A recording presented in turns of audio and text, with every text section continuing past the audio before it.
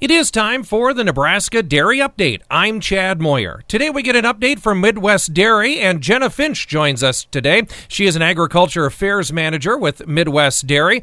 Jenna, thanks for joining us here today. We're going to talk about these things. They're called Undeniably Dairy Grants. First of all, tell us a little bit about them.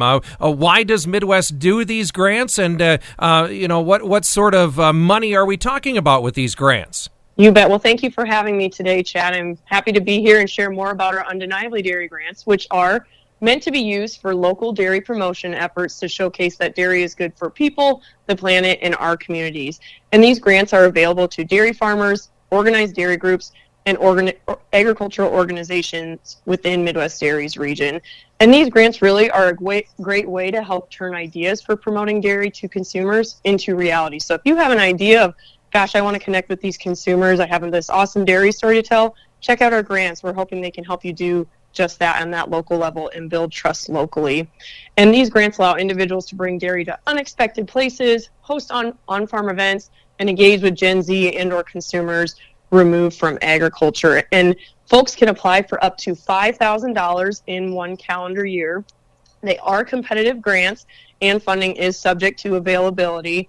We have lots of information on our website about eligibility requirements and the ways the grants can be used to promote dairy. So I highly encourage everyone to check out midwestdairy.com to learn more and just learn about all of our grant information on that website.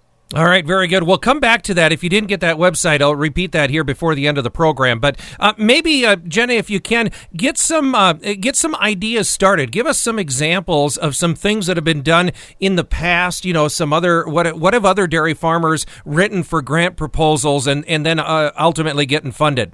So last year, we had a dairy group apply for funding to sponsor a Power Up with Protein event at their local school. That's what they call it, a Power Up with Protein event.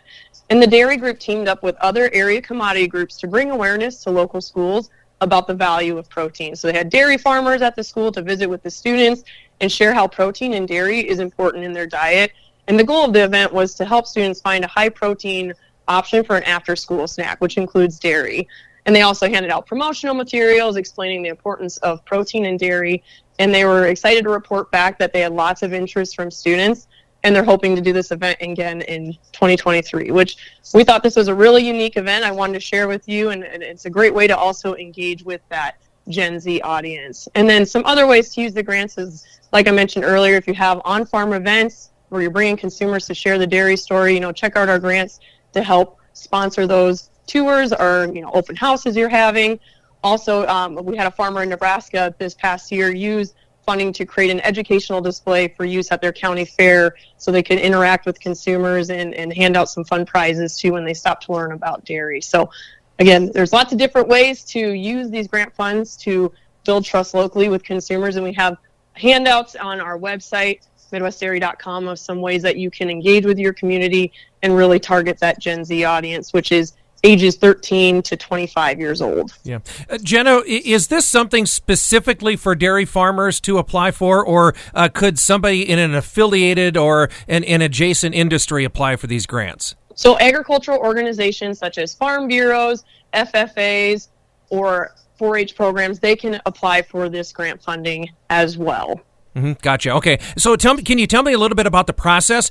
Where do we go to get more information? And if we want to fill out and move forward with the application, how does that happen, Jenna? You bet. So we have 3 different funding cycles throughout 2023, and the deadlines for those are March 1st, May 1st, and August 1st. And then after each of those deadlines, the grants are reviewed and approved by a committee, and the applicants are notified of approval or denial within 30 days of the application. So that is the 3 different deadlines that you can apply, and you can go online to midwestdairy.com and select Undeniably Dairy Grants under the Farmers tab, and that's where you'll learn more about our Undeniably Dairy Grants and where you can apply. And we are still fine-tuning our application for 2023, but rest assured it will be up soon. We're working on it as quickly as we can, but it'll be done in plenty of time before the first deadline of March 1st. All right, very good. Just as we kind of wrap up here, Jenna, I guess, why is it important in your mind? Why should producers, take the time, come up with these creative ways to engage consumers and